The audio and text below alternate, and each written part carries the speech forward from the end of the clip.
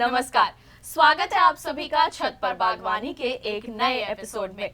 अपने last episode में हमने आपको कंपोस्ट तैयार करने के कुछ ऐसे मेथड्स के बारे में बताया था जो शायद आपके लिए डिफिकल्ट हो या फिर स्पेस की कमी की वजह से शायद वो आपके लिए सूटेबल ना रहे हो। पर आज के हमारे इस एपिसोड में हम आपको कंपोस्टिंग के कुछ ऐसे इजी मेथड्स के बारे में बताने वाले हैं जिनके जरिए आप अपने घरों में आसानी से कंपोस्ट तैयार कर सकते हैं। और इस कंपोस्ट का इस्तेमाल न केवल आप अपने टेरेस गार्डन में कर सकते हैं बल्कि अपने सोसाइटी में, अपने एरिया के स्कूल्स और कॉलेजेस में भी कर सकते हैं।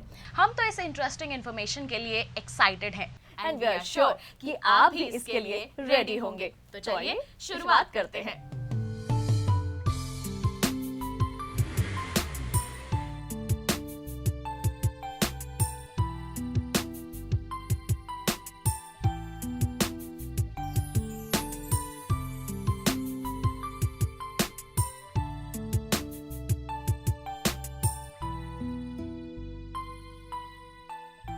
किचन वेस्ट मैनेजमेंट के कई तरीके हैं घर में।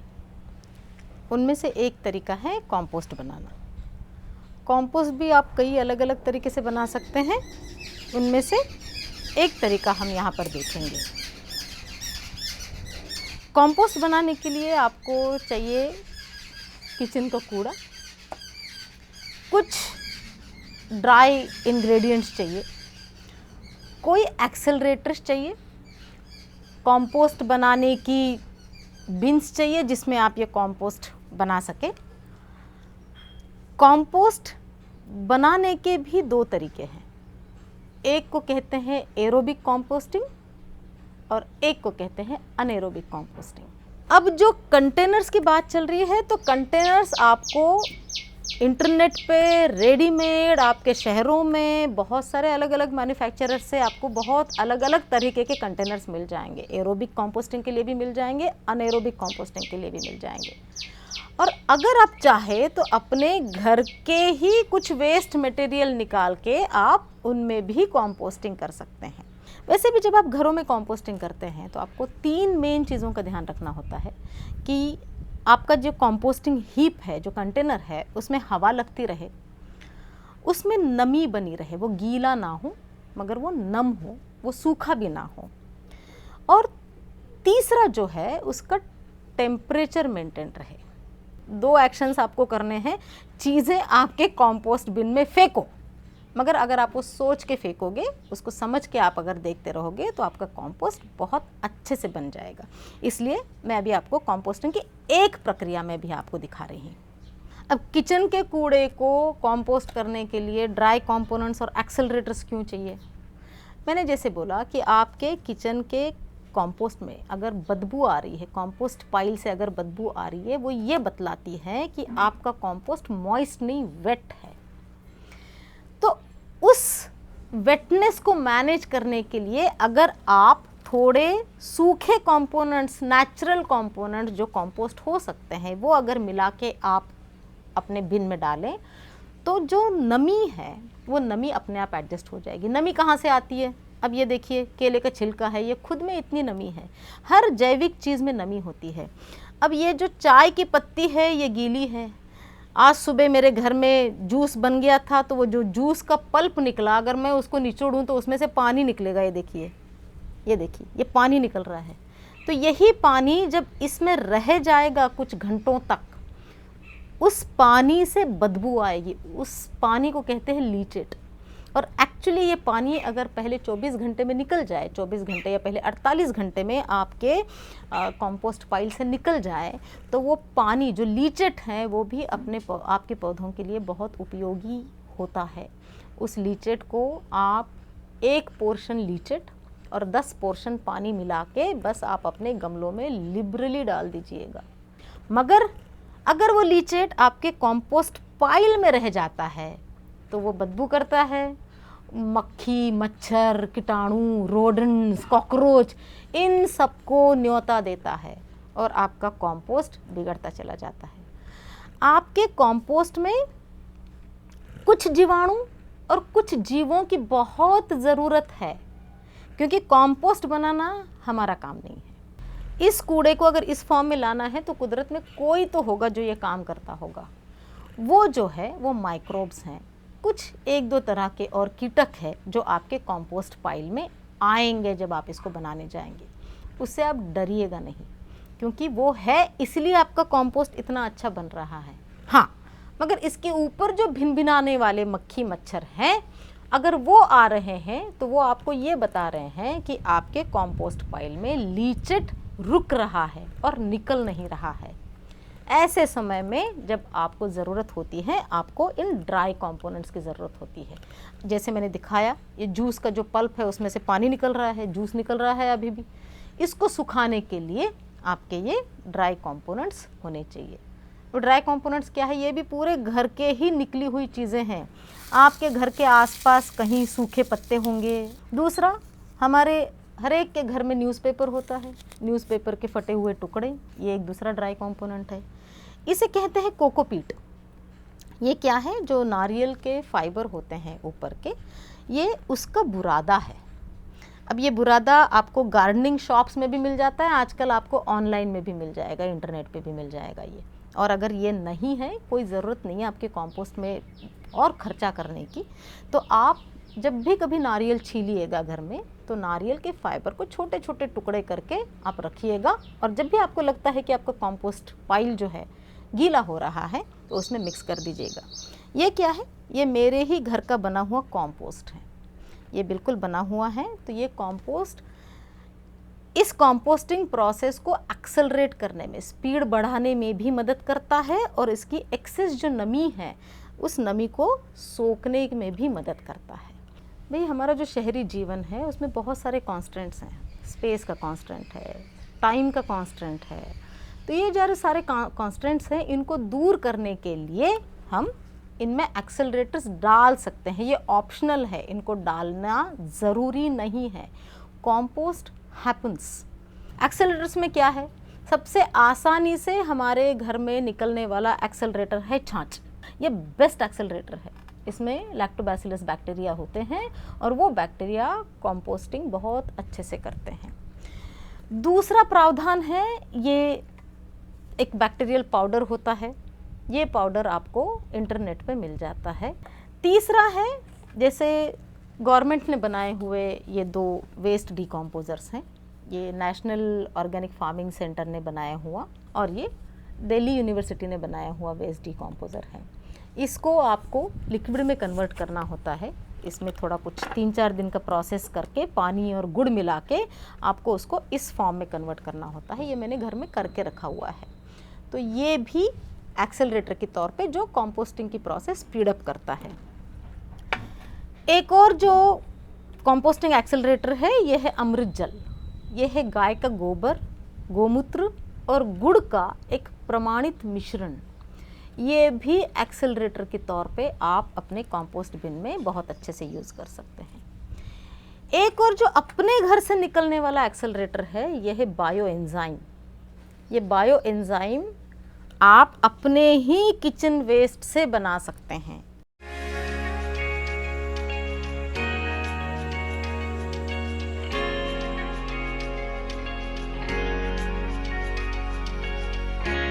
छत पर बागवानी कार्यक्रम में अब वक्त हो चला है एक छोटे से ब्रेक का। आप कहीं मत जाइएगा, देखते रहिए हमारा कार्यक्रम और बने रहिए दूरदर्शन के साथ पर।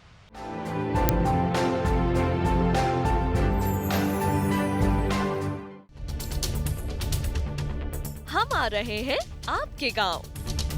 घूमते फिरते का कारवां पहुंच चुका है मथुरा में। हम आप पहुंचे हैं कांगड़ा जिले में। सामान्य ज्ञान के पूछेंगे सवाल।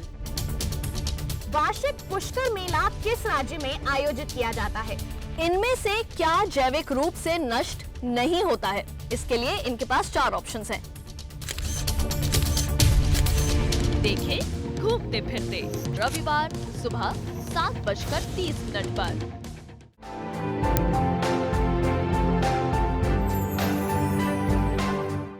ब्रेक के बाद एक बार फिर आप सभी का स्वागत है प्रोग्राम छत पर बागवानी में। तो आइए कार्यक्रम में जानकारियों के सिलसिले को आगे बढ़ाएं।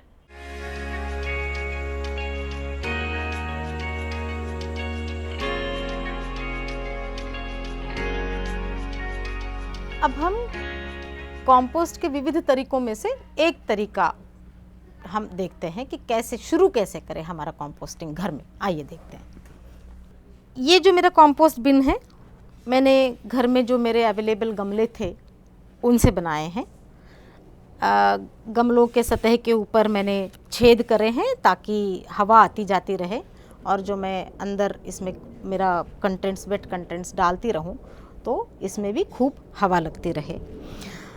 3 गमले मैंने एक के ऊपर एक रखे हुए हैं और तीनों गमलों में नीचे छेद हैं, और इसके नीचे मैंने एक और कंटेनर रखा हुआ है। ये कंटेनर बिल्कुल इसके नीचे वाले गमले के छेद के नीचे हैं बिल्कुल। अब ये किस लिए, हम क्या करते हैं, इसको जो तीनों गमलों का छेद है उस छेद को हम एक फोल्डेड पेपर से कवर करेंगे।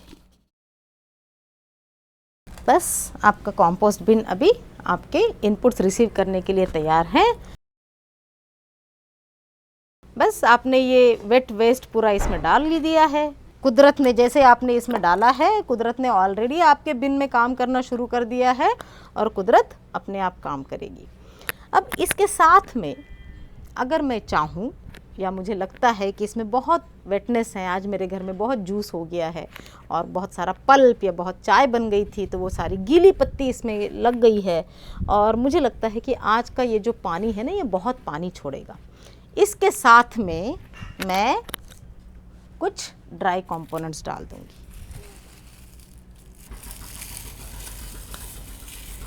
अब इसके बाद में मैं अगर पहली बार डाल रही हूँ तो आप इनमें से कोई भी एक एक्सेलरेटर डाल दीजिएगा। सबसे जो हमारे घर में कॉमनेस्ट एक्सेलरेटर मिलता है वो है छाछ। जो मैंने कहा बैक्टीरिया होता है, लैक्टोबैसिलस बैक्टीरिया होते हैं, वो उठा के और मैं अपने इस पाइल में डाल रही हूँ।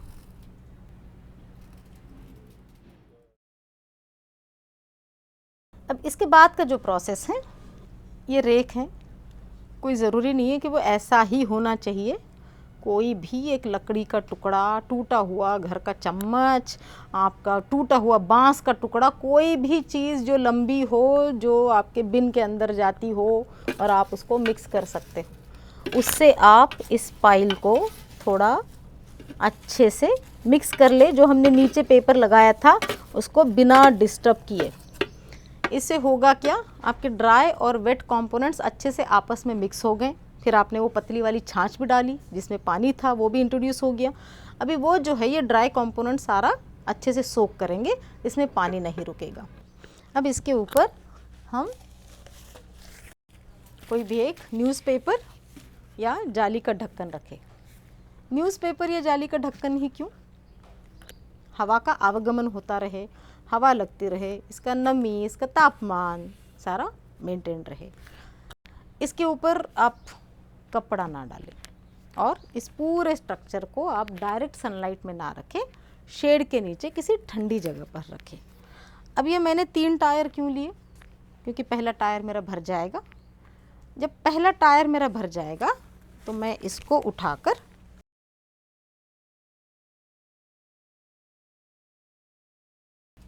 मैं दूसरे पे रख दूंगी,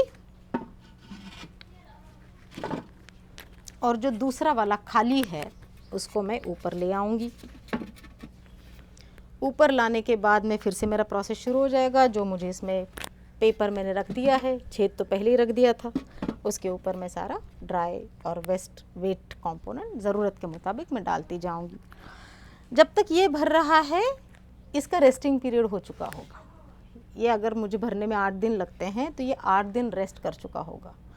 उसके बाद में मैं इसको फिर से तीसरे नंबर पर लेकर जाऊंगी, और ये तीसरा नंबर वाला जो खाली है उसको मैं ऊपर लेकर आऊंगी। ऐसे करके ये जो सबसे पहले जो मेरा कंटेनर भरा था उसको 15 दिन का रेस्टिंग टाइम मिनिमम मिल जाता है। 15 से 20 दिन का रेस्टिंग टाइम मिल जाता है।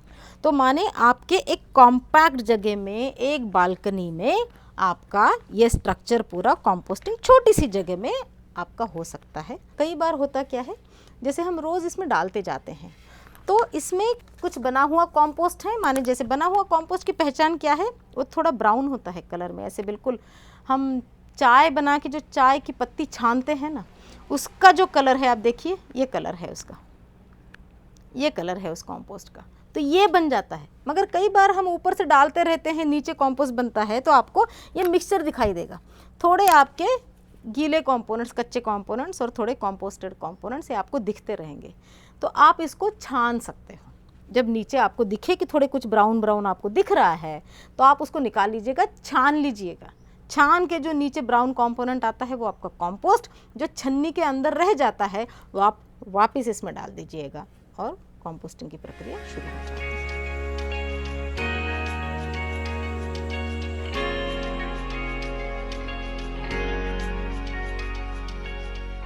प्रोग्राम में यहाँ लेते हैं एक छोटा सा ब्रेक। आप कहीं मत जाइए और देखते रहिए कार्यक्रम छत पर बागवानी।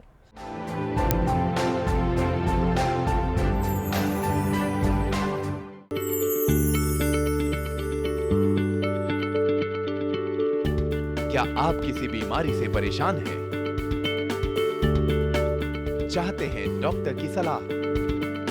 तो हम हैं आपके साथ, बताएंगे आपको जीने की राह। समस्याएं आपकी, समाधान देश के मशहूर विशेषज्ञों के। घर बैठे बात करें देश के जाने माने डॉक्टरों से। हर शनिवार शाम 6 बजे से 7 बजे तक फोन कर डॉक्टरों से करिए सीधी बात हमारे लाइव प्रोग्राम स्वस्थ किसान में। हमारे टोल फ्री नंबर है 1800-113060 और 1800-113061।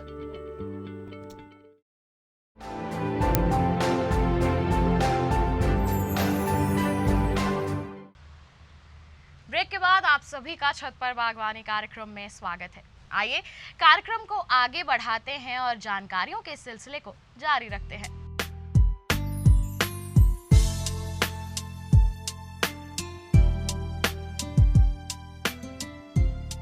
अब हम प्लास्टिक के कंटेनर में भी करके देखते हैं। प्रक्रिया वही है, मगर मैं आपके तसल्ली के लिए कि आप अपने क्रिएटिविटी से किसी भी कंटेनर में कर सकते हैं, उसका एक प्रात्यक्षिक मैं आपको दिखाऊंगी। तो प्लास्टिक का कंटेनर है, लॉन्ड्री बैग है, उसके अंदर और बाहर ये हरा नेट लगाया हुआ है और अब हम इसमें अपने कंपोनेंट्स डालने शुरू करेंगे। इसमें मैंने अपने किचन का कूड़ा डाल दिया, मैंने थोड़ा कोकोपीट डाल दिया और थोड़ा मैंने ये ईएम बैक्टीरिया का पाउडर है ये मैंने डाल दिया और हो गया। अब मेरे पास समय है, इसमें नेट है और मुझे लगता है कि चलो आज मैं इसको रेक कर लेती हूँ। तो मैं इसको और अच्छे से रेक करके मिक्स कर रही हूँ।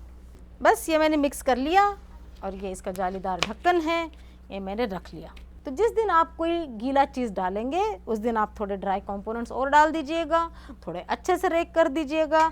अगर उसके बावजूद भी इसमें अगर कोई लिक्विड रह जाता है, लीचेट रह जाता है, तो इसके नीचे जो हमने छेद करके रखे हुए हैं और उस छेद में से लीचेट नीचे निकल जाएगा। हमने ये तो देखा कि ये हमारे कंपोस्ट पाइल में ह्यूमिडिटी कंट्रोल करने के लिए हमको सारे ड्राई कंपोनेंट्स डालने हैं। कई बार यूँ होता है कि हमारा कंपोस्ट पाइल वेट के बजाय, मॉइस्ट के बजाय ड्राई हो जाता है अलग अलग कारणों से। जैसे आप कहीं शहर से बाहर चले गए, 10-15 दिन उसमें कोई इनपुट पड़ा नहीं, या टेम्परेचर बहुत ज़्यादा हैं, या आपकी बालकनी के आसपास बहुत गर्म हवा मंडराती है, तो उसकी वजह से भी ये सारे पाइल्स ड्राई हो सकते हैं। उसका एक सिंपल तरीका है, जब ये ड्राई हो जाए, आपको लगे कि ये बहुत सूख गया है, जब ये ड्राई हो जाता है तो इसके अंदर के माइक्रोब्स मर जाते हैं और फिर आपका कंपोस्ट प्रोसेस स्लो हो जाता है। इसलिए सिंपल सा तरीका है, पानी है ये, और ये पानी लेके आप कंपोस्ट पाइल में ये पानी डाल दीजिएगा। पानी डाल के इसको छोड़ दीजिएगा, वो पानी अपने आप नीचे परकोलेट करेगा और एक्सेस हो जाएगा तो लीचेट बन के चला जाएगा। इसमें भी हम इसमें थोड़ा सा बस पानी छिड़केंगे, जितना आपको ज़रूरी लगता है, जितना आपको लगता है। अगर ज़्यादा ड्राई हो गया तो ज़्यादा पानी छिड़किएगा, अगर कम ड्राई हो तो कम पानी छिड़किएगा और आपका कंपोस्टिंग प्रोसेस नॉर्मल फिर से शुरू हो जाएगा। हमारे घर से निकले हुए गीले कूड़े का एक और प्रावधान है, जिसको हम, हमारे पास अगर गमले हैं, कोई पौधे लगे हुए हैं, तो जैसे कूड़ा निकला है हम वैसे के वैसा कूड़ा और हमारे पौधों के लिए अन्न के तौर पर हम इसको यूज़ कर सकते हैं। किस तरह से करेंगे? जैसे आपका ये गमला है जिसमें ये पौधा लगा हुआ है सेंटर में, तो गमले के रिम के अलोंग, माने गमले की जो वॉल है, जो दीवार है, उसके साथ साथ में आप इसको करीब एक 2 इंच गहरा, 2 से 3 इंच गहरा आप एक चैनल बना लें इसमें, और चैनल बना के आपका ये जो कूड़ा है इसको थोड़ा छोटे छोटे टुकड़ों में काट ले, और ये कूड़ा जो है इस टनल में हम भर देंगे और इसके ऊपर मिट्टी डाल के और इसको बंद कर देंगे। ये ध्यान रहे कि ये कूड़ा गमलों में डालने से पहले मिट्टी थोड़ी आपकी गीली हो, आपकी मिट्टी भीनी होनी चाहिए, और उसके बाद आप इसको ऐसे गुड़ाई करके और ये डालें और इसको दबाते जाएं। क्या होगा? मिट्टी के अंदर ये दबा होने के कारण ये जो ऑर्गेनिक वेस्ट हैं ये अपने आप कंपोस्ट होती चली जाएगी और इसको, इस पौधे को खुराक के तौर पे अपने आप वो सप्लाई करने लगेगी।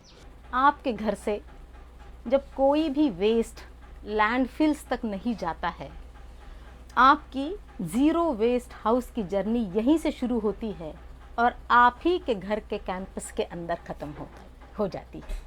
और ये बहुत बड़े गर्व की बात है।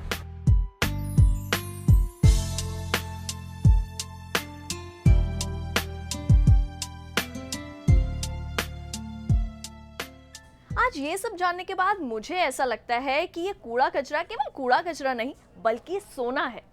सोना नहीं, खरा सोना कहो। और इस सोने को किस प्रकार पिघलाकर एक सुंदर गहने का रूप दिया जा सकता है, ये भी सीख लिया होगा तुमने। बिल्कुल, और इस गहने का इस्तेमाल केवल हम नहीं बल्कि हम हमारे पेड़ पौधों, हमारे पर्यावरण की शोभा में 4 चांद लगाने के लिए भी कर सकते हैं। ये मैंने और हमारे व्यूअर्स दोनों ने सीख लिया। और साथ ही आपने ये भी सीख लिया होगा कि किस प्रकार आप वेस्ट मैनेजमेंट कर सकते हैं और कैसे इसे आप अपने लिए बेनिफिशियल बना सकते हैं। तो आज के हमारे छत पर बागवानी के इस एपिसोड में केवल इतना ही। अगले अंक में फिर होगी आपसे मुलाकात। तब तक के लिए हमें दीजिए इजाजत। नमस्कार।